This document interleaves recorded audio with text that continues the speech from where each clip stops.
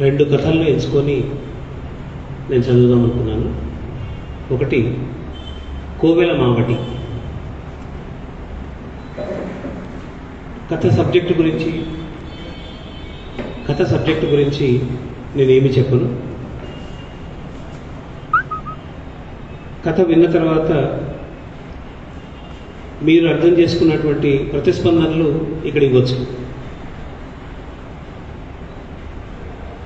కోవెల మావటి. తిరుచిరాపల్లి పక్కనే ఉన్న ఒక పల్లె లాల్గుడి. మీ మనసులో ఉన్నది నిజమే. వయోలిన్ విద్వాంసుడు లాల్గుడి జయరామన్ స్వంత ఊరు అది.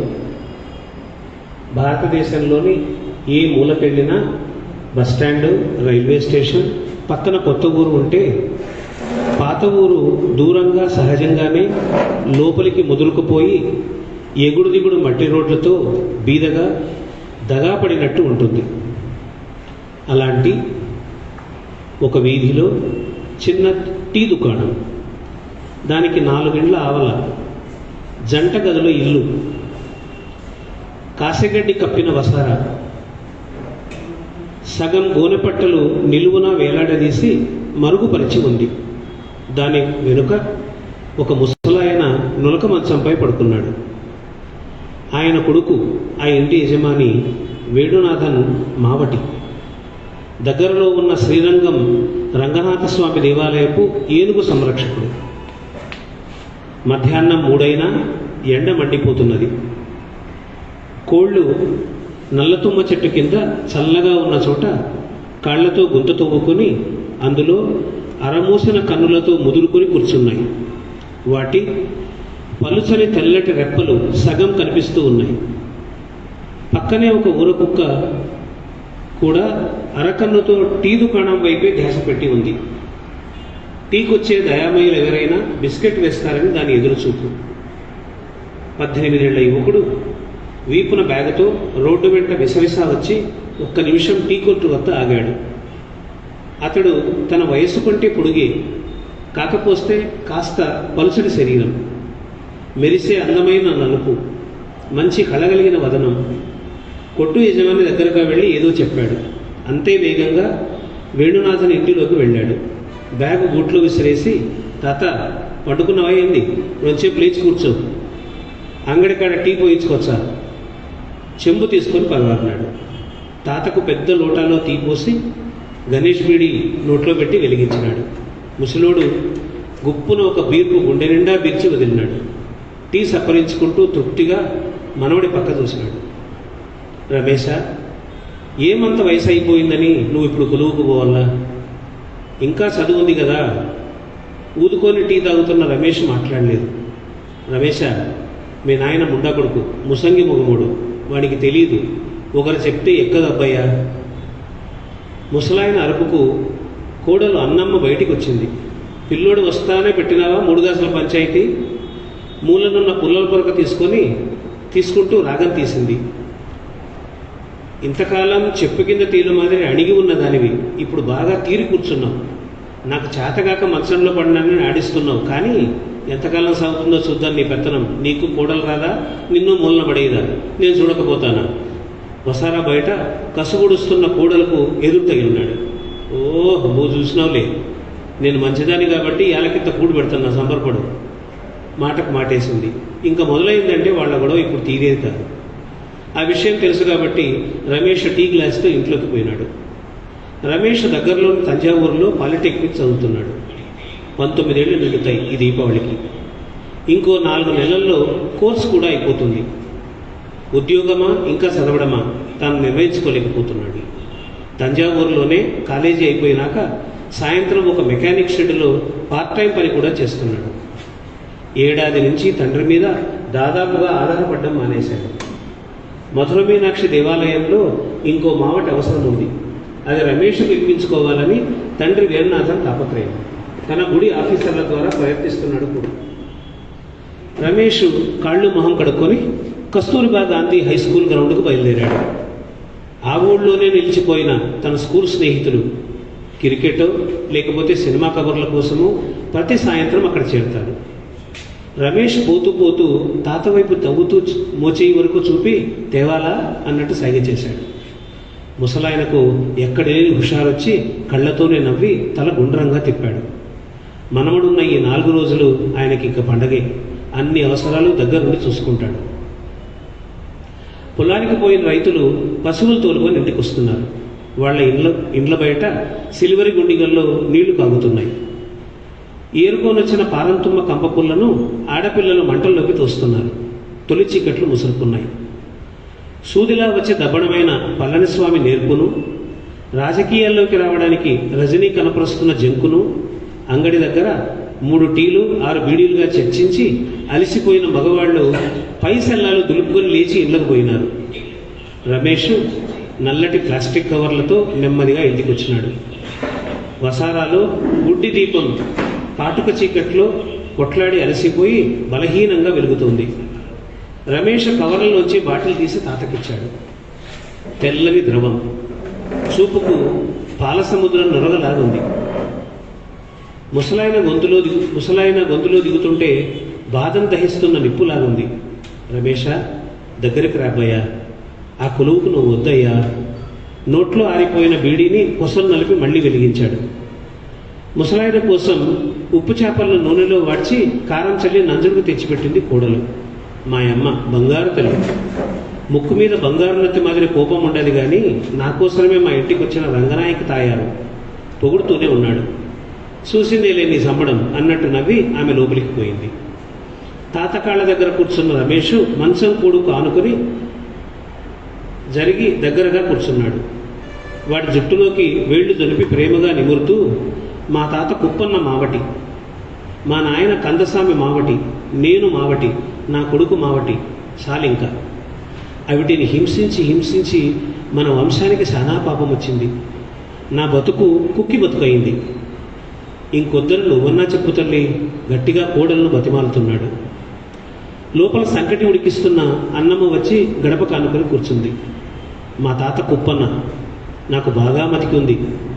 నల్లటి మెరుపున్న మనిషి, 6 అడుగుల పైనే ఎత్తు, మందపాటి పెదాలు, ముక్కును దాటి చెంపల వరకు పెరిగిన గుబురు మీసాలు, నడిస్తే యమరాజు ఎదురొచ్చినట్టే. అడవి మధ్య నల్లబడి టేకు ఆకు అంత వెడల్పు ఉన్న అరచేయిని పైకెత్తి బొబ్బర పెట్టి అరిస్తే ఎక్కడి ఏనుగులు అక్కడ ఆగిపోవాల్సిందే. పేరుకు మధుర మీనాక్షమ్మ గుడిలో కొలువు అయినా తెల్లదొరలు ఎక్కడికి పంపిస్తే అక్కడికి పోయేటుడు. ఏనుగుల్ని తరవడానికైనా, వేటకైనా, శిక్షణకైనా. ఆ కాలంలో కిందికి మీదికి ఒకటే రాజ్యమే కదా. మన వంశం వాళ్ళు ఎప్పుడూ తెలుగు నేల నుంచి వచ్చినారంటే ఇక్కడికి, చిత్తూరు జిల్లానేమో. నా చిన్నప్పటి వరకు కొంతమంది బంధువులు వచ్చిపోయేవాళ్ళు. మా తాత తరువాత ఆ రాకపోకలు ఆగిపోయినాయి. మా నాయన కందస్వామి మనుషులను పట్టించుకునే రకం కాదు. వాళ్ళు రావడం మానేసినారు. మనం ఇక్కడే నిలబడిపోయినాం. నీ మాదిరి నాకు మా తాత అంటే చాలా మక్కువ. ఆయనతో పాటే ఏనుగుల ఏటకు కూడా పోయినా 2 సార్లు. మైసూరు అడవుల్లో సుందర్సన్ అనే తెల్లదొర వేట కాసేవాడు. పేరు శాండర్సన్ అనే తెల్లదొర వేట కాసేవాడు. అంతకుముందు ఎప్పుడో రష్యా దేశం పిల్లరాజు వచ్చినాడని ఏనుగుల వేట ఏర్పాటు చేసినారంట. మళ్ళీ ఇప్పుడు. అప్పట్లో మన మద్రాసు రాజ్యంలో చిన్న మందను లేదా 1-2 ఏనుగులను ఒక గుంతలోకి పడేసే పద్ధతిలో వేటాడేవాళ్ళు. ఇది మామూలుగా అయితే తొలకరి వానలు వచ్చే కాలం నుంచి మాఘమాసం మధ్యలో మాత్రమే చేస్తారు. అప్పట్లో ఏనుగులు దేవాలయాల్లోనూ అడవుల్లో కలపదుంగల తరలింపుకు వాడేవాళ్ళు. ఈ శాండర్సన్ దొర వేరే పద్ధతి, ఖడ్డా అంటారు. ఇది పెద్ద మందను వేటాడే పద్ధతి. పూర్వకాలంలో రాజుల సైన్యంలోకి గజబలం కావాలి కదా, కాబట్టి ఒక్కొక్కటి కాకుండా మందలుగా ఏనుగులు తెచ్చుకోవడానికి ఇది వాడేవాళ్ళు. అటువంటి పనులకు కాకనకోటే అడవులు ప్రసిద్ధి. మచ్చికైన ఏనుగులతో పాటు తప్పెట కొట్టేవాళ్ళు, మావటీలు, సైనికులు, వాళ్ళ పై పనులకు సాయం చేసేవాళ్ళు మొత్తం 150 మందిని. నా వంటుడు ఒకరిద్దరు చూడ్డానికి. అడవిలో ఏనుగుల ముందే ఉండే తావును కనిపెట్టగానే మా తాత వంటి వేటగాళ్లు ఆ ప్రాంతాన్ని చుట్టుముడతారు. అవి తప్పించుకునే బాటలన్నీ మూసేస్తారు. 7 మైళ్ళ విస్తీర్ణంలో అక్కడక్కడ దడికట్టి దారులకు కంచె వేసి సరిపోయినంత నీరు, తిండి వాటికి ఉండేలా చూసి అడవిలోనే ఉన్నట్టు వాటిని మభ్యపెడతారు. ఏనుగులు రెచ్చిపోయి మీద పడకుండా పెద్ద మంటలు వేసి తప్పెట్లు ఢంకాలు మోగిస్తూ అరుస్తూ తుపాకులు గాలిలో పేలుస్తూ వాటిని కొన్ని రోజుల పాటు అక్కడే ఉండేలా జాగ్రత్త పడతారు. ఇదంతా అప్పుడు కబిని నది ఒడ్డున జరిగింది. అది కావేరికి పిల్ల నది. నెమ్మదిగా వాటిని 20 నుంచి 50 గజాల గుండ్రటి కళ్ళెంలోకి నెట్టేయడానికి వీలుగా 3 మనుషుల ఎత్తు ఉండే కళ్ళెం లాంటి కటకం కడతారు. దీనికి దన్నుగా వాలుగా ఉండే రాతి నిర్మాణం కూడా చేస్తారు. మరి బంధించాల్సింది చిన్నాబన్నా జంతువునా, అడవిలో ఉండే పెద్ద ప్రాణి. తోసినా పడిపోకూడదు. బల్లెపు కొసల వల్లే మొనతేలిన ఇనుప చూబలతో బలమైన గట్టి ద్వారాలు తయారైనాయి. ద్వారానికి పోయే బాట మొత్తాన్ని చెక్కలతో ఒక చవంగం అంటే గరాట ఆకారంలో దారి ఏర్పాటు చేస్తారు. భీకరమైన భయపెట్టే శబ్దాలతో అరుపులతో మంటలతో వాటిని నెమ్మదిగా తోలుకుంటూ కట్టి ఉంచిన ఈ దడిలోకి తోలుకొస్తారు. లోపలికి నెట్టి ద్వారాలు మూసేస్తారు. కొన్ని రోజుల పాటు వాటికి తిండి పెట్టకుండా మలమలా మార్చుతారు. ఏనుగులు బక్కచిక్కిపోయినాయి. పిల్లతనంలో నాకైతే అయ్యో అనిపించింది వాటిని చూస్తే. అప్పుడు మా తాత మరికొందరు మావట్లు శిక్షణ పొందిన ఆడ ఏనుగుల్ని తోడుగా లోపలికి తీసుకుపోయినారు. ముందు వాటి కోపాన్ని ఉద్రేకాన్ని చల్లబరిచే ప్రయత్నం అది. లోపలికి వచ్చిన మనుషుల సాయంతో ఏనుగు 4 కాళ్లకి గొలుసులు తగిలించారు. బలహీనపడిన ఏనుగులకు శిక్షణ ఇవ్వడం తేలిక కదా. అప్పుడు వాటిపై మావట్లు అంకుశం వంటి పదునైన ఆయుధాలతో దాడి చేసి మెడ దగ్గర లోతుగా గాయపరుస్తారు. ఎప్పటికీ లొంగని వాటి గాయాల్లోకి తోలు బిడ్డలు చొప్పించారు. ఆ నొప్పి భరించలేక విలొంగిపోతాయి. అట్లా వాటికి శిక్షణ మొదలవుతుంది. ఒక నోరు లేని ప్రాణిపై ఇంత హింసన అనిపించింది నాకు. మళ్ళీ ఎన్నడూ నేను వేటకు పోలేదు.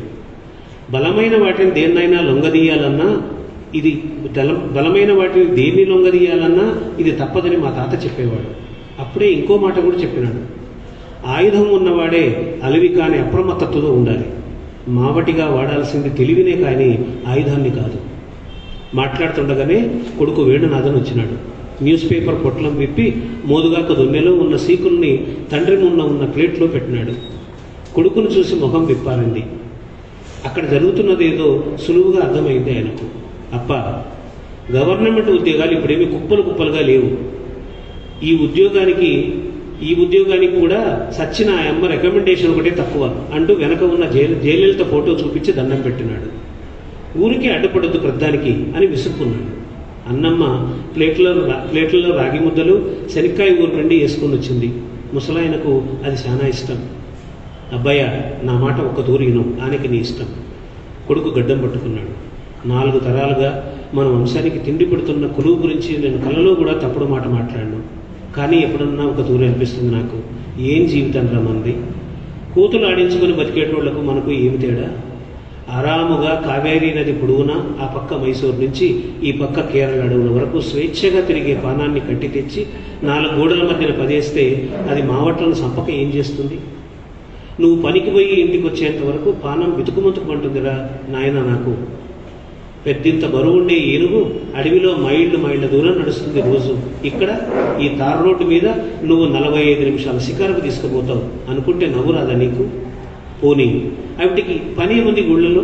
పొద్దున్నే నామాలు దిద్దుకొని కావేరీకి పోయి పూజకు నీళ్లు తేవడం, పూజ అయ్యే వరకు గుళ్ళో ఉండడం, సంవత్సరంలో 2 సార్లు ప్రత్యేక పూజలకు ఎప్పుడైనా స్వామిని గజారోహణం చేయించి ఊరేగించడం, అంతే. రోజులో గట్టిగా ఉదయం 1 గంట పని, అంతేనా? మిగతా సమయం అంతా గుడి బయట కనీసం 10 గంటలు నిలువు కాపల. పెద్దింత ప్రాణాన్ని గొలుసులు చిల్లర పైసలు వస్తాయని మనకు ఆశ. భక్తులు తెచ్చిన అరటిపండ్లు, బెల్లం, పాయసం ఏనుగులకు పెట్టమని అడుగుతారు. డబ్బు కక్కుర్తిపడి మనం తినిపిస్తాం. ఏ పని చేయకుండా ఆ తిండి తింటే వాటి ఒళ్ళు ఆరోగ్యంగా ఉండేనా? ఒక జీవిని ఇంత కష్టపెట్టి చేసే పూజలకు ఆ రంగనాథుడు మాత్రం సంతోషపడతాడా? మీనాక్షి అమ్మాళ్ళు ఆశీర్వదించేదేనా? అట్లా సంతోషిస్తే వాళ్ళు దేవుళ్ళు ఎట్లా అవుతారు? గొలుసుల వల్ల కాళ్లకు పుండ్లు, ఏరిగిన లద్దెల్లో, తినిపడేసిన గడ్డి గాదంలో ఏండ్లు దాని బతుకు. సరిగ్గా ఆ జీవితమే నాకు వచ్చింది. శాపం కాకపోతే ఏమిటిది? కర్మ కాకపోతే ఎందుకిది? ఈ 10 ఏళ్లలో 70 మంది మావట్లు చచ్చిపోయారయ్యా ఏనుగుల చేతిలో అంటూ మనసగ్గర దాచుకున్న పాత తమిళ న్యూస్ పేపర్ కటింగ్ చూపించాడు. 30 ఏళ్లలో ఏనాడు ఏ ఉత్సవంలోనూ ఎదురు తిరగని సుందరవల్లి దీపావళి ముందు రోజు ఎదురు తిరిగింది. దాని మనసుకు ఏ నొప్పి కలిగిందో ఏమో. స్నానానికి సిద్ధం చేస్తున్నప్పుడు కొబ్బరి చెట్టు మొదటి కంట పెరిగి మీదికి ఉరికింది. నడుములు విరిగి నేను గొలుసులేని ఏనుగునై మంచంలో. వద్దురా అబ్బయ్య, నువ్వు చదువుకుని వేరే కొలుపుకు, ఇంకా మావటి ఉద్యోగాలు చాలు మనకు. వాటి ముసురు పోసుకొని సంపాదించే తిండి మన కరపుకు పట్టదు. కావాలంటే నువ్వు చదువుకొని పెద్ద ఫారెస్ట్ ఆఫీసరుగా నా విస్సు కూడా పోసుకొని 100 ఏళ్ళు చల్లగుండు, మనవడి నెత్తి మీద చేయి పెడుతూ అన్నాడు. కళ్ళు తుడుచుకుంటున్న అన్నమ్మకు మాత్రమే ముసలాయన మనసు పూర్తిగా అర్థమైంది.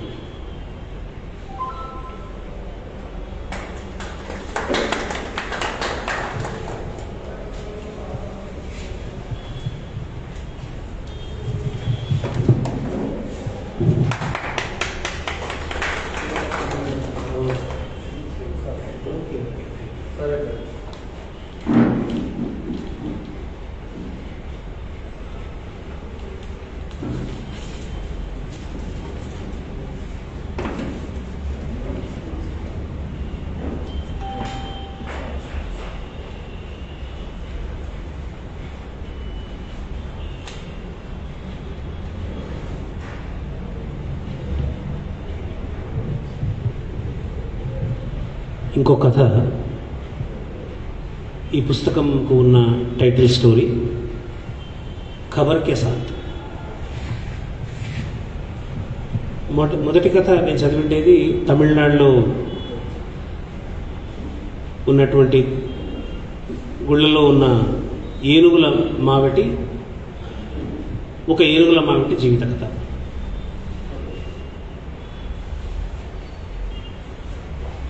పగలు అందరూ పనులకు వచ్చే సమయం అయినా మంచు తెరలు వీడలేదు. శరీరాలను నిండుగా బట్టలతోనో స్వెట్టర్తోనో కప్పి ఉంచినంత మేర మాత్రమే వెచ్చగా ఉంటున్నది. చెంపలు, చేతులు, చెవితమ్మెలు ఆ చల్లదనానికి సురసుర మండుతున్నాయి. చలి కోస్తున్నది. కాందూర్ అంగడిలో రొట్టెలను తందూరు పొయ్యిలో పేరుస్తూ హమీద్ నెట్టూరుస్తూ గొడుగుతున్నాడు.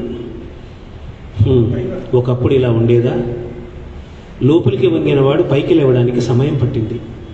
తను బాగా ముసలివాడయ్యాడు. శరీరంలోని ప్రతి కదలిక ఈ మధ్య తన ముసలితనాన్ని సూచిస్తూ ఉంది. మనుషులు తుల్లుతూ గలగలా మాటలుగా ప్రవహిస్తూ ఉదయం 7 గంటలకంట రోడ్డుపైన జీవం తొణికిసలాడేది. ఆ పల్లె పక్కనున్న లోయలోంచి బొయ్యమని వీచే ఈదరగాలి కూడా చలి పుట్టించలేకపోయేది. అంత యవ్వనం రోడ్డుపై ఉరుకులు పెట్టేది. ఈ ఏడాది ముసలితనం నిజంగా మనుషుల మనసుకు పట్టిందేమో. ఆలోచిస్తూ తల ఒకవైపు వంచి అద్దాలలోంచి తలవాకిలి వైపు చూశాడు. అంతరంగము బహిర్గతము కాని గొడుగుడు ఈ మధ్యనే అలవాటైంది ఆయనకు.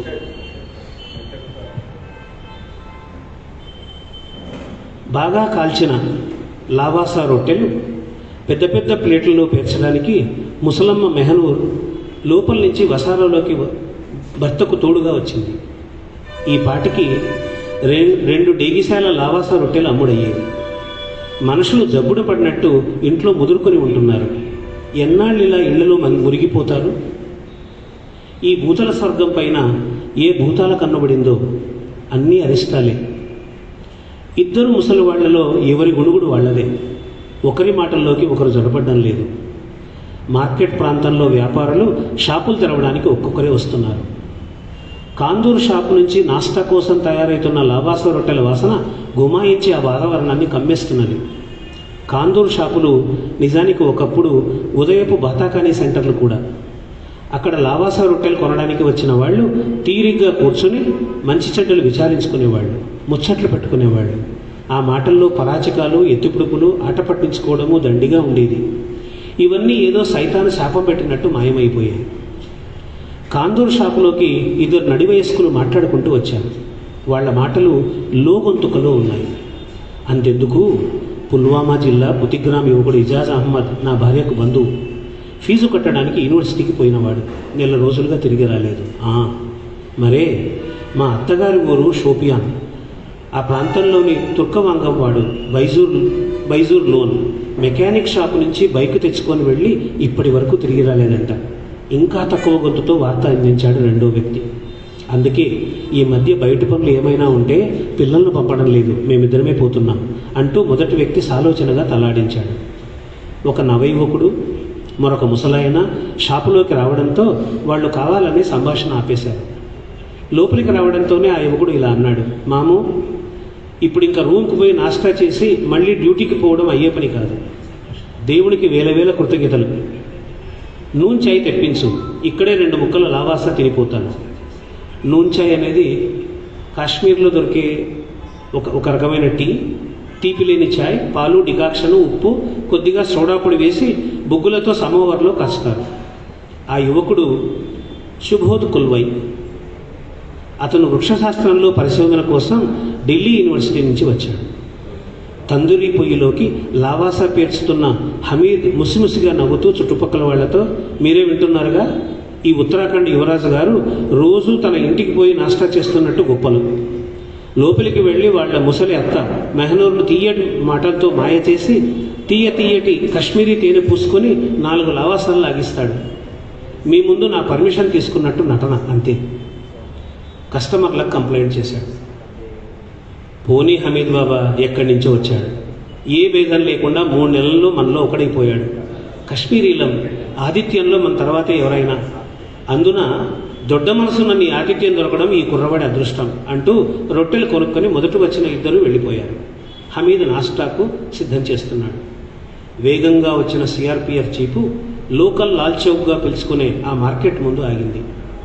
కాందూరు షాప్కు అది కూతవేటు దూరంలో ఉంది. అక్కడ ఏం జరుగుతుందో దుకాణంలోంచి గమనించగలిగేంత దగ్గర, పిలిస్తే వినపడనంత దూరం. మార్కెట్ కాంపౌండ్ లోపల బట్టలు, బూట్లు అమ్మే చిన్న దుకాణాలు వరుసగా ఉన్నాయి. అందరూ చిన్న వ్యాపారులే. షోల్డర్ స్ట్రాప్ మీద 3 సింహాలు, దాని కింద ఒక నక్షత్రం ఉన్న అధికారి, డిఎస్పీ స్థాయి. ఒకరు జీపు నుంచి దిగారు. అతను పెద్ద వయసున్నవాడేమీ కాదు. అతని వెనుక నలుగురు సాయుధ గార్డులు దిగి రక్షణగా ఆయుధాలతో నిలబడ్డారు. పక్కనే ఉన్న పండ్ల బండి యజమాని బండిని జీపు అటువైపుగా నెట్టుకుంటూ పోయాడు. ఇసుకలో పల్లీలు వేయించి అమ్మే బక్కబల్చటి టోపీ వాళ్ళ ఇటు నెమ్మదిగా వెనక్కు జరిగాడు.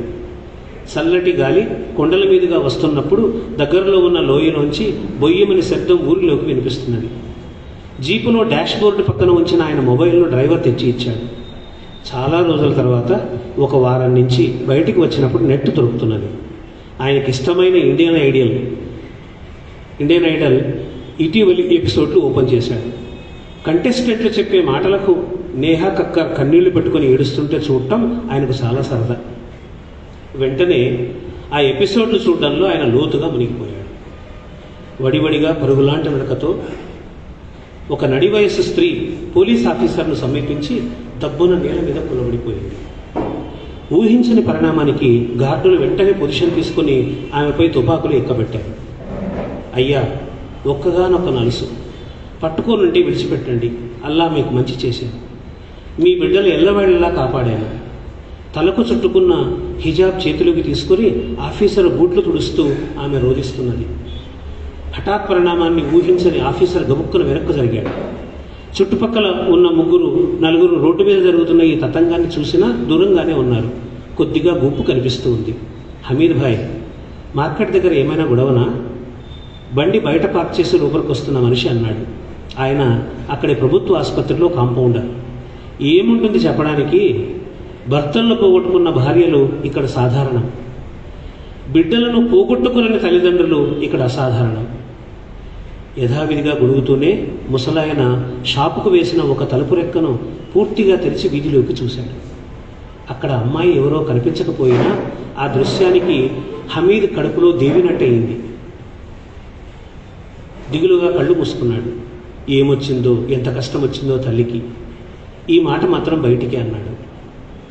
లాల్ చౌక్ బట్టల దుకాణంలోంచి ఒక ముసలాయన పరుగున ఆఫీసర్ దగ్గరికి వచ్చి వంగి, మన్నించండి సాబ్, మా చిన్నాన్న కూతురు హనియా కొడుకు పోయి పిచ్చిదైపోయింది. దీని మొగుడు ఇక్కడే బట్టలు అమ్ముకునేవాడు, వాడు కనిపించడం లేదు. ఏ మిలిటరీ జీపు ఆగినా ఇలాగే పరిగెత్తుకొచ్చి కాళ్ళు పట్టుకుని ఏడుస్తుంది. వివరాలు చెప్పాడు.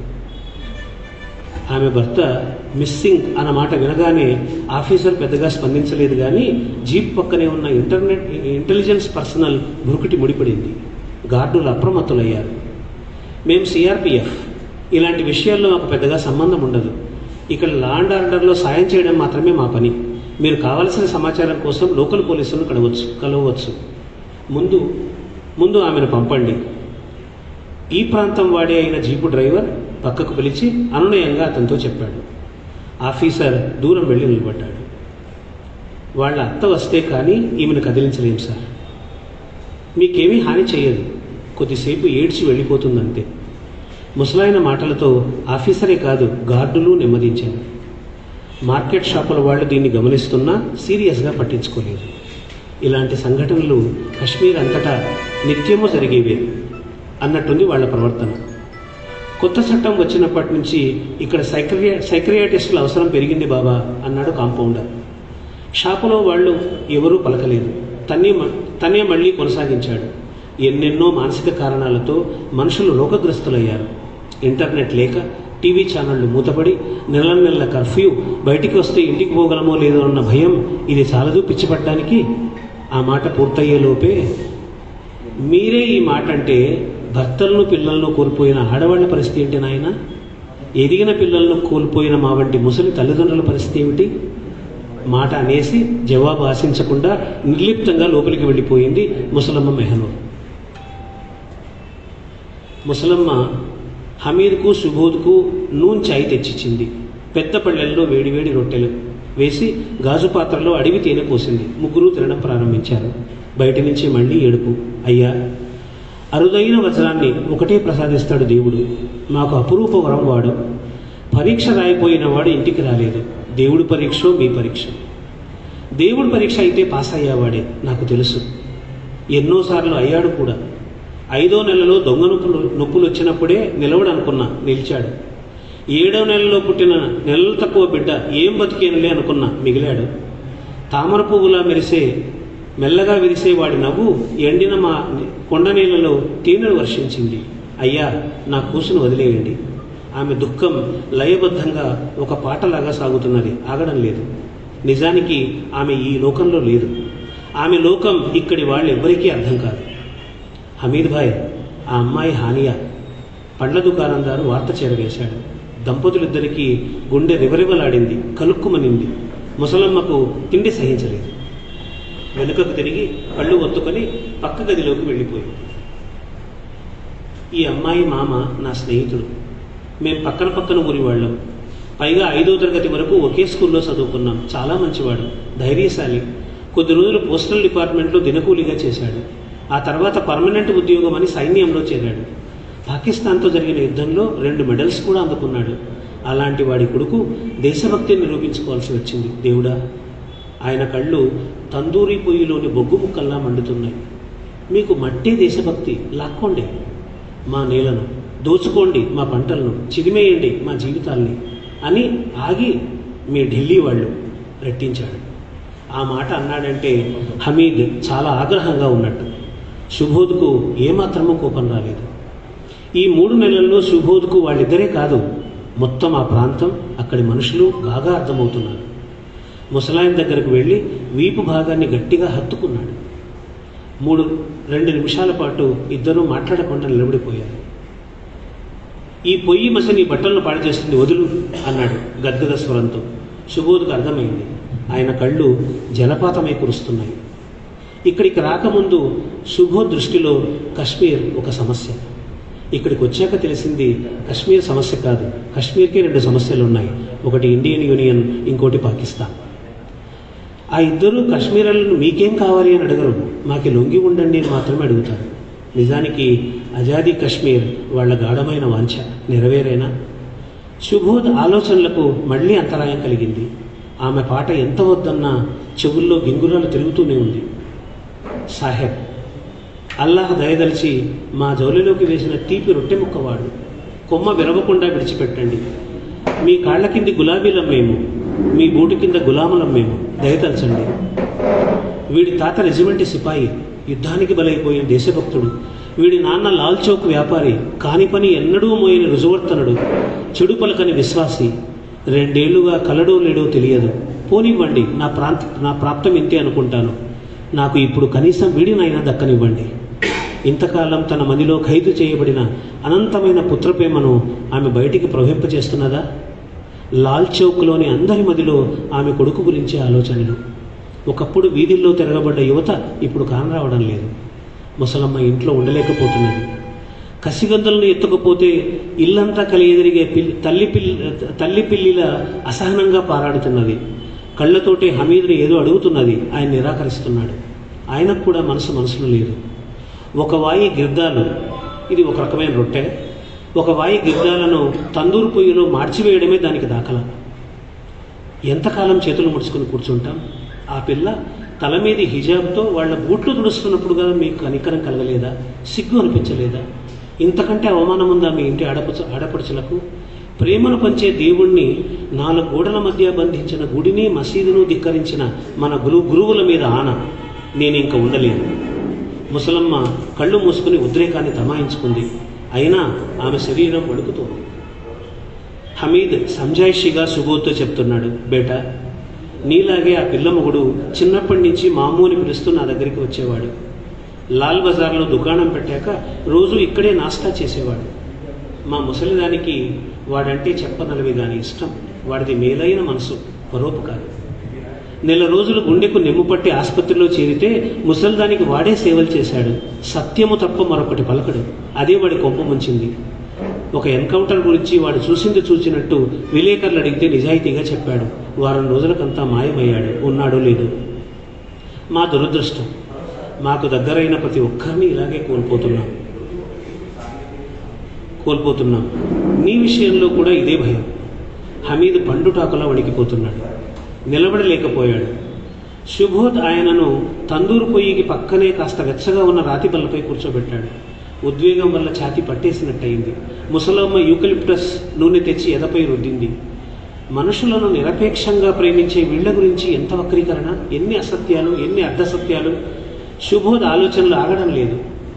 25 ఎకరాల కంటే ఎక్కువ భూమి ఉండకూడదని షేక్ అబ్దుల్లా ల్యాండ్ సీలింగ్ అమలు చేశాడు. బహుశా భారతదేశంలోనే ఇవి తొలి సంస్కరణలు. షేక్ అబ్దుల్లాను వ్యతిరేకించిన జమ్మూ జమీందారులు ఘర్షణకు దిగారు. దీన్ని ముస్లింలకు, పండిట్లకు వైరంగా ప్రచారం చేశారు. వైషమ్యాలు రాజేశారు. ఒక క్షణం పొయ్యి వద్ద పనిచేస్తున్న ముసలమ్మ గుండ్రటి మొహం కనిపించింది సుబోధ్కు. తెల్లటి ముడతలు పడిన శరీరం, చెవులకు ముక్కుకు వెండి ఆభరణాలు. తందూరు పొయ్యి వెలుగులో దేదీప్యమానంగా వెలుగుతున్నది. నిజంగా ఆమె ధవళమేఘపు తునక. తన అమ్మమ్మ గుర్తొచ్చింది. హమీద్ నెమ్మడిగా కుదుట పడ్డాడు. వేడివేడి బాదం పాలు తెచ్చింది. షేక్ అబ్దుల్లా తరం నాయకత్వం ఇందిరాగాంధీకి లొంగిపోయింది. ఫరూక్ అబ్దుల్లా తరం రాజీవ్ గాంధీకి లొంగిపోయింది. ముఫ్తీ సయీద్ తరం వీళ్లకు లొంగిపోయింది. మా నాయకత్వం మమ్మల్ని ఎప్పుడూ మోసం చేస్తూనే ఉంది. వాళ్ళ ఆస్తులు, వాళ్ళ సంపద కాపాడుకోవడానికి మమ్మల్ని నిరంతరం బలి చేశారు. మాము, మీరే కాదు, భారతదేశం మొత్తం ఇదే మోసమే జరిగింది. కొద్ది నిమిషాల తర్వాత సుబోధ్ అన్నాడు, నిజం చెప్పండి మాము, మీరు ఏ ఉద్యమంలోని వారు? హఠాత్తుగా వచ్చిన ఆ ప్రశ్నకు అంతే వేగంగా ఆయన జవాబు, ప్రజల ఉద్యమం. ముసలమ్మ పెద్ద గ్లాసుడు చల్లని పాలతో కుంకుమ పువ్వు, సబ్జా గింజలు వేసుకొని వెళ్ళడానికి సిద్ధమైంది. ఆమెను ఆపే శక్తి ఇంకా హమీద్ వద్ద లేదు. మళ్ళీ పాట మొదలైంది. బాబు, విడిచిపెట్టండి. మీకు రివార్డులు ఇమ్మని అడుక్కుంటాం. మీకు ప్రమోషన్లు కల్పించమని దొరలను వేడుకుంటాం. ఎదగాల్సిన గుడ్లను చిదిమేయకండి సార్, విడిచిపెట్టండి. కశ్మీర్లో ఎంత నేల కావాలంటే అంతా తీసుకోండి. నా 2 ఎకరాల భూమితో సహా. నా కడుపు పంట నాకు ఇచ్చేసేయండి. రహదారి పక్కన నడుపుకుంటున్న నా కాకా హోటల్ కట్టేస్తాను దొరా. అక్కడ మీరు టూరిజం రెస్టారెంట్ కట్టుకోవచ్చు. 2 గంటలుగా ఒకే ఏడుపు, లయబద్ధంగా ప్రతి పాదం చివరను సాగతీస్తూ, సూఫీ సంగీతాన్ని తదాత్మ్యతతో గానం చేస్తూ ఊరట పొందుతున్న గాయకుడి వలె ఆమె శోకంలో సేద తీరుతున్నది. భూమి మీద అన్ని చోట్ల శోక గీతాలకు గుండెలయ్య ఒకటేనేమో. బయట పనికి పోయిన ఆమె అత్త తిరిగి వచ్చింది. వస్తూనే గర్జించింది, మళ్ళీ మొదలెట్టావా ముదరష్టపుండా, నీతో చచ్చిపోతున్నాను. జాలి లేని ఈ తోడేళ్ల ముందు సాగిలపడవద్దని ఎన్నిసార్లు చెప్పాను నీకు? నాకు మళ్ళీ నీకు మొగుడు చచ్చాడు, కొడుకు చచ్చాడు. నీకు ఎవరు లేరు, నాకు ఎవరు లేరు. మనం ఒంటరి వాళ్ళం. ఏడిస్తే చచ్చిన వాళ్ళు తిరిగి వచ్చేటట్టుంటే కశ్మీర్ 70 ఏళ్లుగా ఏడుస్తూనే ఉండేది. జీలం నదిలో పారుతున్నవి మన కన్నీళ్ళేనే. నాకు మళ్ళీ నీకు మొగుడు చచ్చాడు, కొడుకు చచ్చాడు. నీ మొగుడు తప్పిపోయినాడే చెప్పాను. మా దరిద్రాన్ని వదిలించుకొని పసిగుడ్డుతో పారిపోమ్మని, మారోమ నువ్వు చేసుకొని 10 మందిని కనమని. 3 చచ్చినా కాచుకోవడానికి మరో 4 ఉంటారు. మా మాట విన్నావా? ఇప్పుడు ఏడ్చి ఏమి లాభం? చంపుకోవడం కోసం బిడ్డలను కంటున్న జాతి మనది. చీవ చచ్చిన నేతలను నమ్మి మోసపోయిన జాతి. పద అని జబ్బ పట్టి కోడల్ని వెనక్కి ఈడ్చి పారేసింది. అసహనం, చేతగానితనంతో పుట్టుకొచ్చిన ఉక్రోషం ఆమెది. పాల గ్లాసుతో వచ్చిన మెహనూర్ హనియాను పట్టుకుని దగ్గరికి పొదువుకుంది. తల నిమురుతూ పాల గ్లాసు నోటికి అందించింది. ఏడ్చి తడారిపోయిన గొంతును పాలతో తడిపింది. ఆవేశం తగ్గాక అత్త నిస్సహాయంగా మెహనూర్ వంక చూసింది. ఆమె పర్వాలేదన్నట్టు సైగ చేసింది. నెమ్మదిగా ఆ అమ్మాయిని నడిపించుకొని కొట్టు లోపలికి తీసుకెళ్లారు. లోపల కొట్టిడిలోనికి తీసుకెళ్లి పడుకోబెట్టింది మెహనూర్. అత్త కట్ట మీద కూర్చొని చెబుతూనే ఉంది. ఈ పిల్ల 10 దాకా చదివింది. పెళ్లి కోసం చదువు మానిపించారు. చదివింటే కనీసం స్కూల్లో టీచర్ అమ్మాయి ఉండేది. మొగుడు జాడ తప్పినప్పుడు గుండె పగిలింది. కానీ ఈ ముసలి దాని కోసం రాయి చేసుకొని నిలబడింది. చిన్న హోటల్ పెట్టుకుని మమ్మల్ని పోషిస్తున్నది. కొడుకుని చదివించుకుంటున్నది. కానీ ఇప్పుడు కొడుకు కూడా మాయమయ్యాడు. ఎలాంటి పిల్ల ఎలా అయిపోయింది? ఏ క్షణం ఏ అఘాయిత్యం చేస్తుందో. ఆమె మాటల్లో కోడలి పట్ల అనురాగం వ్యక్తమైంది. మెహనూర్ కొట్టిడిలోంచి బయటకు వచ్చింది. అమ్మాయి డస్సిపోయింది. ఇక్కడే ఉండని, రాత్రి అయినా పర్వాలేదు. నీకు హోటల్లో ఏమైనా పనుంటే చూసుకొనిరా. నే కనిపెట్టుకుని ఉంటాను కానీ. ఊరటను పంచుకున్నారు ఆ 2 తల్లులు. హమీద్ మళ్ళీ పనిలో పడ్డాడు. మామో, భారతీయులంటే ఎందుకంత కోపం? సుబోధ్ ప్రశ్నకు గాయపడ్డట్టు చురుక్కున చూశాడు హమీద్. మేము ద్వేషించింది భారత పాలకుల్ని కానీ భారతీయుల్ని కాదు. కశ్మీర్ జాతీయవాదం భారతీయుల్ని ద్వేషించలేదు, పండిట్లని ద్వేషించలేదు. పండిట్లపై దాడులు చేసింది కశ్మీర్ జాతీయవాద ఉద్యమం కాదు, పాక్ ISI ప్రేరేపిత మిలిటెంట్ ఉద్యమం. పండిట్లు మాకు విద్య నేర్పిన గురువులు. వాళ్ళు రాష్ట్రం విడిచిపోవడంతో మా రాష్ట్రం ఇప్పటికే 20 ఏళ్ళు చదువులో వెనుకపడిపోయింది. ఒకే లోగిల్లో కలిసి ఆడుకున్న బాల్యం మాది. వాళ్ళని మేము ద్వేషిస్తామా? ఏవో జ్ఞాపకాల్లోకి జారుకున్నాడు. ఎన్నడూ తన మనసు విప్పని హమీద్ ఆ రోజు గుండెకు వాటం ఒక్కో పొరను విప్పుతున్నాడు. పొయ్యిలో అప్పుడప్పుడే కాల్చిన బిస్కెట్లను వేడివేడి ఛాయ్తో తెచ్చింది ముసలమ్మ. బిడ్డ మనసు చివికిపోయిందయ్యా. దిగులుండిన మొహంతో మనసు కష్టపెట్టుకొని చెప్పింది. ఆమె మనసు హనియా నుంచి ఒక్క క్షణం కూడా పక్కకు జరగడం లేదు. బహుశా హనియాలో ఆమె తన బింబాన్ని చూసుకుంటున్నట్టు శుభేద్కు మొట్టమొదటిసారి అనిపించింది. ఆమెకు దగ్గరగా జరిగి కూర్చున్నాడు. మూలుగుతున్న ఆమె మనసు కూడా ఊరడింపును కోరుతున్నట్టు అనిపించింది. వేదనలో ఉన్నప్పుడు ఒక్కోసారి మనుషులు గుర్తించలేనంత సున్నితమైన ప్రకంపనలతో అనుసంధానమవుతారు. ఆమె చేతిని తన చేతిలోకి తీసుకుని మెల్లగా నిమిరాడు. ముసలితనపు ముంజేతి చర్మపు ముడతలతో ఆడుకున్నాడు. ఆమె వెన్నలా కరిగిపోయింది. ఇట్లాగే నా కొడుకు ఢిల్లీలో పెద్ద యూనివర్సిటీ చదువు, హక్కులు అంటూ పర్వేస్తో పాటు తిరిగేవాడు. వాడి మాటలకు ఈయన తానతందాన. చదువు అయిపోయాక మా గురించి ఆలోచించకుండా ఇంటికి రాకుండా అక్కడే ఉద్యోగం వెతుక్కోనుంటే నాకు ఒక కొడుకు, కోడలు, మనుమలు, మన్మరాళ్ళు, మాకంటూ ఒక కుటుంబం ఉండేది. లేదే, రాత్రంతా పుస్తకాల చదువు, మాటలు. పగలు వకీళ్లతోటి కోర్టుల చుట్టూ తిరగడం. మన గురించి మనమే ఆలోచించుకోపోతే ఎట్లా అని వాళ్లకు ఈ పెద్ద ఆయన వత్తాసు. తమకు వ్యతిరేకంగా మాట్లాడితే ఎవరు ఊరుకుంటారు చెప్పు? మా కశ్మీర్ రాజు హరిసింగ్ అయినా, ఆయన కొడుకు గవర్నర్ దొర కరణ్ సింగ్ అయినా, కాంగ్రెస్ అయినా, ఇప్పుడు ప్రభుత్వం అయినా, మీరంతా మారింది అంటారు కానీ ఏమీ మారలేదు కొడుక. కాంగ్రెస్ హయాంలో 20 ఏళ్ల కిందట మాయమైన వాడు నా కొడుకు. బొంద పెట్టుకొని కనీసం ఏడాదికి ఒకసారి చూసుకుందామన్నా ప్రాప్తం లేదు. అది మొదలు యువకులు మనుషులే గల్లంతు. చచ్చారా, జైల్లో ఉన్నారా, అల్లా కెరుక. కొడుకు చేసిన ఉద్యమం తల్లికి తగినంత రాజకీయ చైతన్యాన్ని ఇచ్చింది. సమోవార్లో టీ చల్లగా అయిపోయింది. ఆమె కెటిల్ వేడి పెట్టడానికి లేచి వెళ్ళింది. కళ్ళు మూసుకొని పడుకున్న హమీద్ లోపల నుంచే మాట్లాడుతున్నాడు. 1990 మొదలు 2000 వరకు 10 ఏళ్లలో 14,000 మంది అసహజంగా చంపబడ్డారు. అన్నం తింటున్న వాళ్ళు, ఇంటి దగ్గర పడుకున్న వాళ్ళు. ప్రభుత్వ లెక్కలు ఎప్పుడూ ఇట్లాంటి విషయాల్లో తక్కువనే ఉంటాయి కదా. నిజానికి 50,000 కావచ్చు. కశ్మీర్ పబ్లిక్ సేఫ్టీ యాక్ట్ ప్రకారం 1990 నుంచి వేలాది మంది ఎలాంటి నేర విచారణ లేకుండా రిమాండ్ ఖైదీలుగా జైల్లో ఉన్నారు. ఎప్పుడు విడుదలవుతారో ఎవరికీ తెలియదు. ఆయన మాటల్లో ఎంతో స్పష్టత. ఏ నేరము రుజువు కాకుండా ఏళ్ల తరబడి బందీలుగా ఉంచడం ప్రాథమిక ప్రజాస్వామ్య సూత్రాలకు, భారత రాజ్యాంగానికి వ్యతిరేకం కదా. సుబోధ్ చాలా నిజాయితీగానే ప్రశ్నించాడు. ఎవడికి కాబట్టింది మీ దేశంలో ప్రజాస్వామ్యం? ప్లెబిసైట్ నిర్వహిస్తామని చెప్పి మమ్మల్ని కలుపుకున్న నెహ్రూ అది ఉళక్కి అని తేల్చినప్పుడే మీరు ఇండియన్ యూనియన్, మేము కాశ్మీరీలుగా వేరుపడిపోయాం. మా సమ్మతంతో మేము కలిసి ఉంటే ఆ రాజ్యాంగం మాది అవుతుంది. మీకే దాని మీద నమ్మకం లేదు. మీ ప్రభుత్వాలు ప్రజాస్వామ్యానికి కాసిన కుక్కమూతి పిందెలు. హమీద్ మాటల్లో ఎంతో స్పష్టత, కొడుకు ప్రభావం ఆయనపై ఎంతో ప్రస్ఫుటంగా కనిపించింది.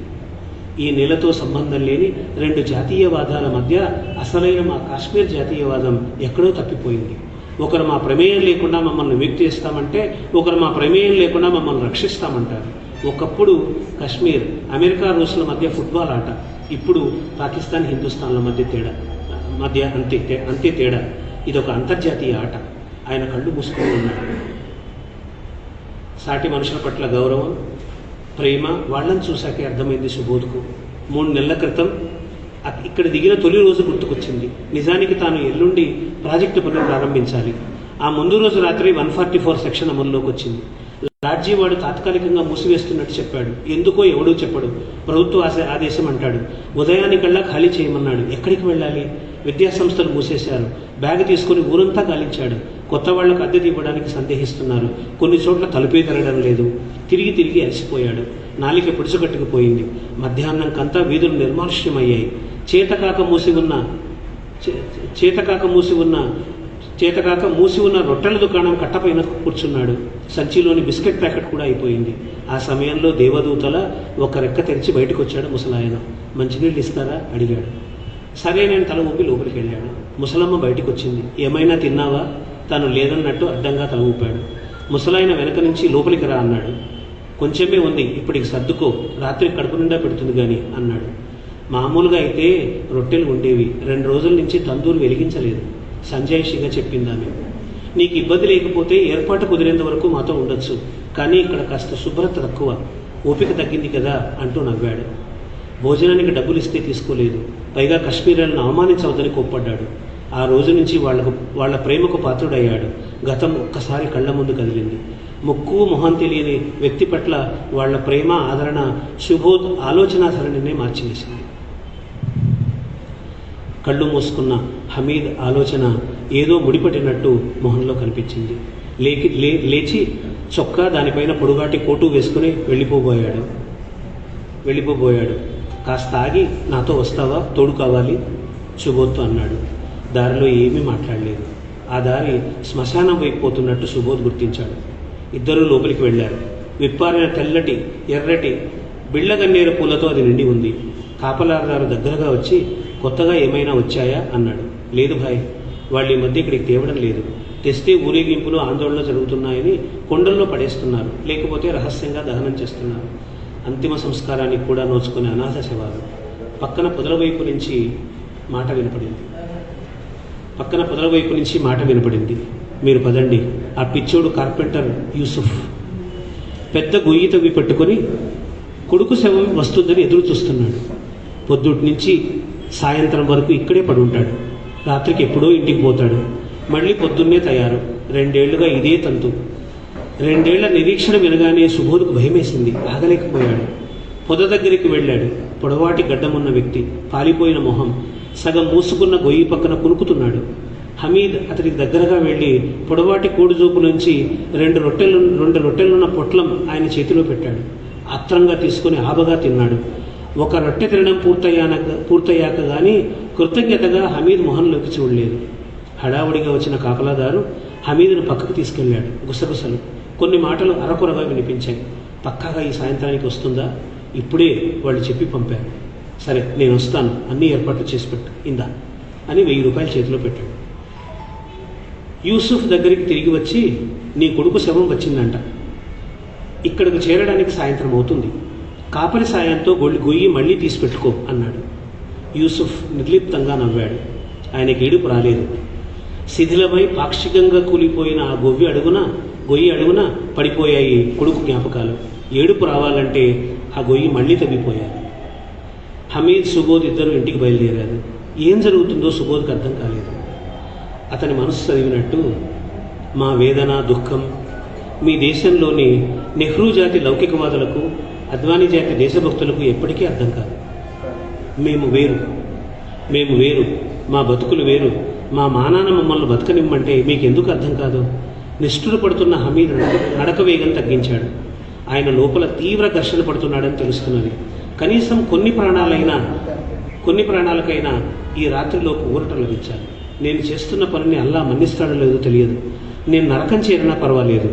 భూమి మీద నరకం చూపిస్తున్న శవాల కోసం పడిగాపులు కొన్నైనా అంతమవ్వాలి. ఆయన శక్తి సన్నగిల్లింది.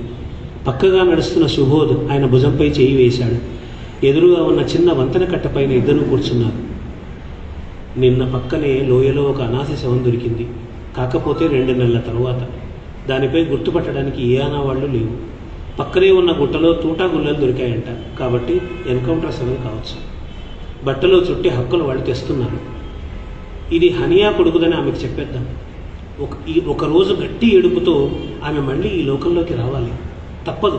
యుద్ధం చేయాలంటే ముందు మనుషులు బతికుండాలి కదా. మనం ఆడే అబద్ధాలకు ఇంకొన్ని ప్రాణాలను నిలబెట్టాలి. ఏదో పశ్చాత్తాపం ఆయన మొహంలోనూ మాటల్లోనూ. మాము, నువ్వేం తప్పు చేయడం లేదు. నిజానికి వాళ్లకు బతకడానికి అవసరమైన ముగింపునిస్తున్నావు. భుజం మీద చేయి వేసి ధైర్యం చెప్పాడు. నాకు ఒక సాయం చేసి పెట్టగలవా? శవం ఆ పిల్ల కొడుకుదనే మాట ఇంట్లో చెప్పు. నాకు ఆ పిల్ల మొహం చూసినా మీ అత్త మొహం చూసినా ఈ మాట చెప్పే ధైర్యం లేదు. సుబోధ్ ఆలోచనలో పడ్డాడు. వాళ్ళిద్దరి మధ్య కొన్ని నిమిషాల మౌనం. నేను ఎప్పుడైనా మీరు అని సంబోధించి నిన్ను కోప్పడితే క్షమించు. అది నిన్ను ఉద్దేశించి కాదు. మీ పాలకుల పట్ల తరతరాల మా ఆక్రోశం తలదించుకున్నాడు. చిచి, అవేం మాటలు. 3 నెలల మన స్నేహంలో ఆ మటుకు అర్థం చేసుకోలేనా మాము? మీ మనముడైతే ఇలా క్షమాపణ అడుగుతారా? సుబోధ్ మనసు నొచ్చుకున్నాడు. ముసలాయన కళ్ళల్లో నీళ్లు తిరిగాయి. నువ్వు వెళ్ళు, 10 నిమిషాల్లో వస్తా అని దారి మళ్ళాడు. ఇంటికి వెళ్ళగానే, అత్త తినడానికి ఏమిస్తావు? ఆకలి దంచేస్తుంది, అందరం కలిసి తిందాం అన్నాడు. అతను మామూలుగా ఉన్నట్టు కనపడడానికి తీవ్రంగా ప్రయత్నిస్తున్నాడు. కానీ లోపల ఏదో తెలియని వేలతనం. 2 నిమిషాలు ఆగు బాబా. ఆ పిల్ల కూడా తిరిగిపడింది. మనతో కూడా తింటే 4 మెతుకులు లోపలికి పోతాయి. అన్నం పెరుగుతూ చేసిన ఆలూదం వంటి కూర రుచిగానే ఉంది, కానీ ముద్ద దిగడం లేదు. కనీసం 3 గంటల పాటైనా అక్కడ ఉండాల్సి రావచ్చు. అందుకని తినాలనిపించకపోయినా కుక్కున్నారు మగవాళ్ళిద్దరూ. భోజనం అయ్యాక మెహనూర్ను పక్కకు తీసుకెళ్లి విషయం చెప్పాడు సుబోధ్. ఆమె గాబరా పడింది. అయ్యో భగవంతుడా అని కూలబడిపోయింది. కళ్ళు ఒత్తుకుంది. సుబోధ్ అన్నయించాడు. నీవు ధైర్యంగా ఉంటేనే ఆ అత్తాకోడలను సముదాయించగలవు. నువ్వు కూడా తీసుకోవాలి, తప్పదు. హనియా వాళ్ళ అత్తకు సమాచారం పంపాలి ఎలా అన్నాడు. ఆమె లేచి పక్కనే మెకానిక్ షాపులో పనిచేసే విష్ణును తరిమింది. సమాచారం ఆమెకు మాత్రమే చెప్పాలని గట్టి సూచన ఇచ్చింది. ఏమీ చెప్పకుండా ఇక్కడి నుంచి తీసుకుపోదాం. ముందే చెప్పేస్తే ఇక్కడే కుప్పకూలిందంటే కదిలించలేము. మెహనూర్ ఇచ్చిన ఈ ఆలోచన కూడా సుబోధ్కు నచ్చింది. వార్త వచ్చింది. వాళ్ళని తీసుకుని నువ్వు రా. హమీద్ వడిగా ముందే వెళ్ళిపోయాడు. ముగ్గురు బయలుదేరారు. శ్మశానం అక్కడికి 2 ఫర్లాంగ్ల దూరం. దారి పొడవునా హానియా ఎక్కడికని అడుగుతూనే ఉంది. మీ హోటల్కి అని ఒకసారి, బంధువుల ఇంటికి అని మరొకసారి చెప్పారు. తీరా శ్మశానం కాంపౌండ్ కనపడ్డాక ఆమెలో ఆందోళన మొదలైంది. మెహనూర్ను గట్టిగా పట్టుకుని ఏమైంది అని ప్రార్థిస్తూ అడిగింది. నీ కొడుకు. గద్గద స్వరంతో ముసలమ్మ నోటి వెంట మాట రాలేదు. హనియా అరస్తూ లోపలికి పరిగెత్తింది. బిడ్డ, పరీక్షలకని పోయిన నా కొడుకు పీనికై వచ్చాడా? ఇది అల్లా పాలిస్తున్న లోకమా, సైతాన్ని శాసిస్తున్న రాజ్యమా? మీ నాన్నమ్మ అడిగితే నేను ఏమని చెప్పాలి నాయన? తెల్లటి బట్టలో చుట్టిన మానవ కంకాళం పక్కన ఏడుస్తూ ఉంది. గొయ్యికి ఆవలి పక్క యూసుఫ్ కూర్చున్నాడు.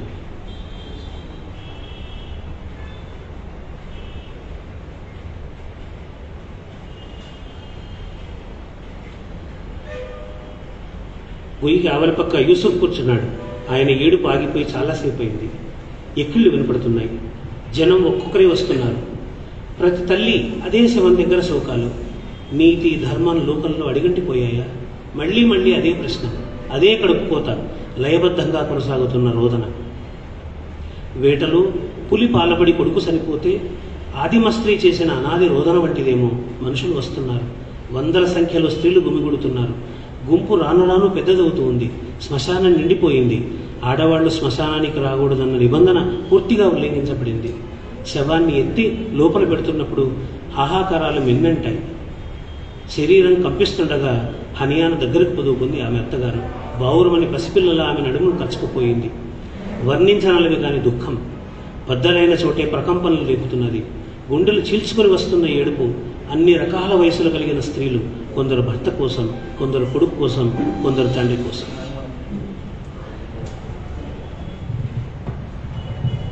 నేను ఎక్కువ సమయం తీసుకోను, కొన్ని క్లారిఫికేషన్స్ ఇవ్వడం కోసమే ఫోన్ తీసుకున్నాను.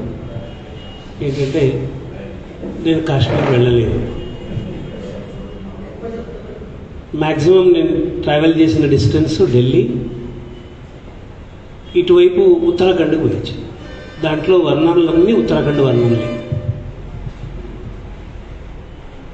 కేదార్ బద్రీ ప్రాంతం ఎలా ఉంటుందో మంచుకొండలతో కాశ్మీర్కు దాదాపు అట్లాగే ఉంటుంది.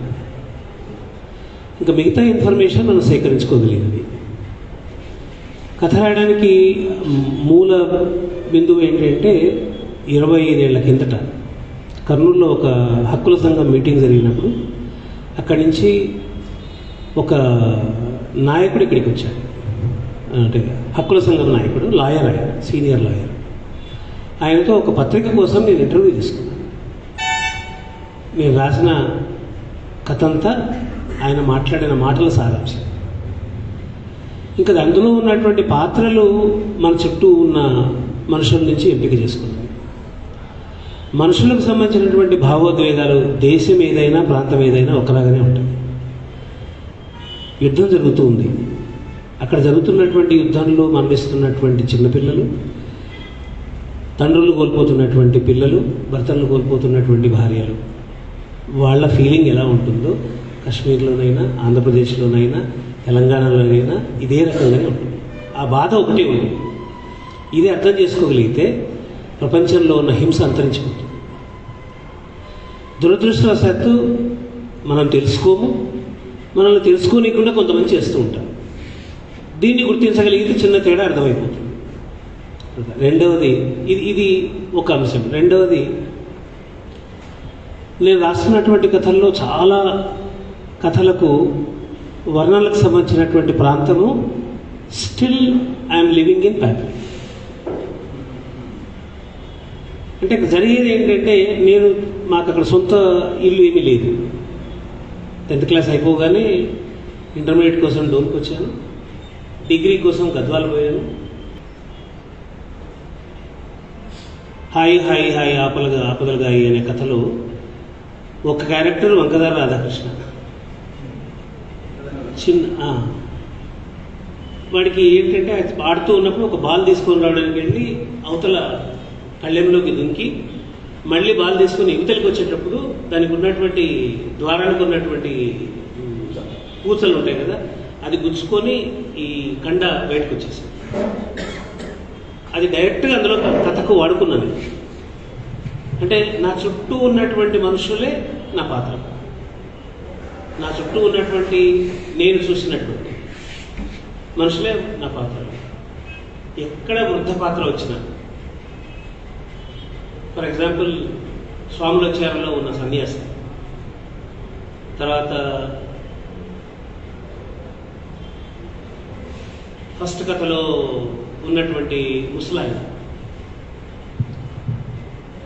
ఎక్కడ వృద్ధ పాత్ర వచ్చినా వెంటనే నేను కరెక్ట్ కాగలిగినటువంటి పాత్ర, రచయితలు ఇట్లాగే ఎంపిక చేసుకుంటారు. నేను కరెక్ట్ కాగలిగినటువంటి పాత్ర మా తాతయ్య. అంటే మనుషులకు బతకాలన్న ఒక వాంఛ ఉంటుంది.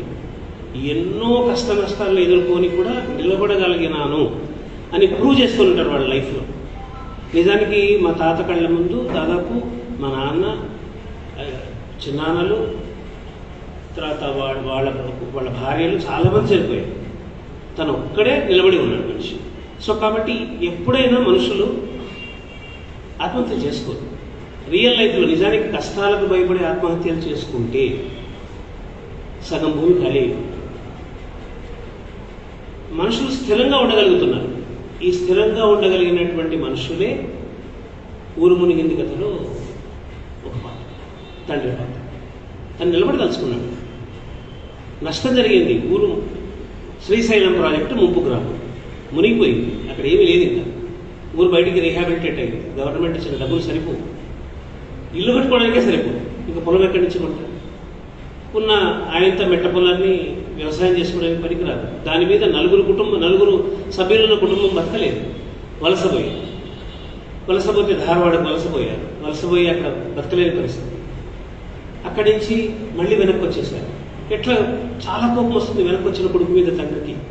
కానీ ఒక స్టేజ్లో రియలైజ్ అయ్యి ఒక ఆలోచనతో వెళ్ళిపోతాడు. కొడుకు ఏమనుకుంటాడు, తండ్రి కనపడడం లేదు, ఏమైనా చెరువులో దూకి చనిపోయినాడేమో. కానీ పొద్దున వల తీసుకొని వచ్చేస్తాడు. మనిషి నిలబడడానికి దృఢ నిశ్చయంతో వచ్చేస్తాడు.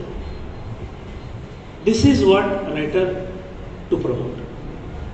ఎన్ని కష్టాలు వచ్చినా మనుషులు నిలబడి జీవితంతో పోరాటం కానీ లేదా వాళ్ళని వ్యతిరేకిస్తున్న వాళ్ళతో పోరాటం కానీ సిద్ధపడినప్పుడే లైఫ్ ఉంటుంది. లేకుంటే అక్కడికి అంతరించిపోతుంది, ఆ మనిషి అంతరించిపోతుంది, ఆ జాతి కూడా అంతరించిపోతుంది.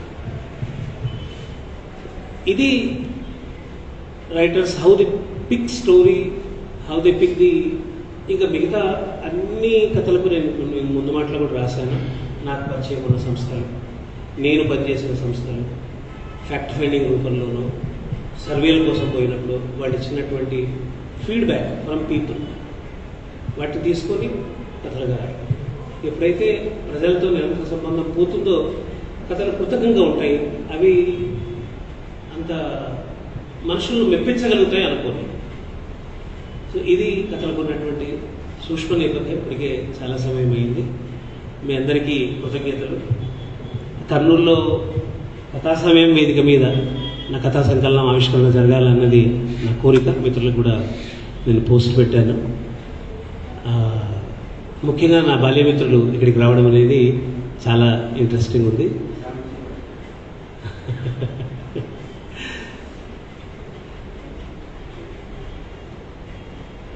అంటే ఇన్ని రోజుల తర్వాత దాదాపు శ్యామ్ సుందర్ నేను అయితే 40 ఏళ్ల తర్వాత చూసుకోవడం. తన పేరు చెప్పిన తర్వాత గుర్తొచ్చింది, అంతవరకు గుర్తుపట్టలేకపోయాను కూడా. Thank you very much.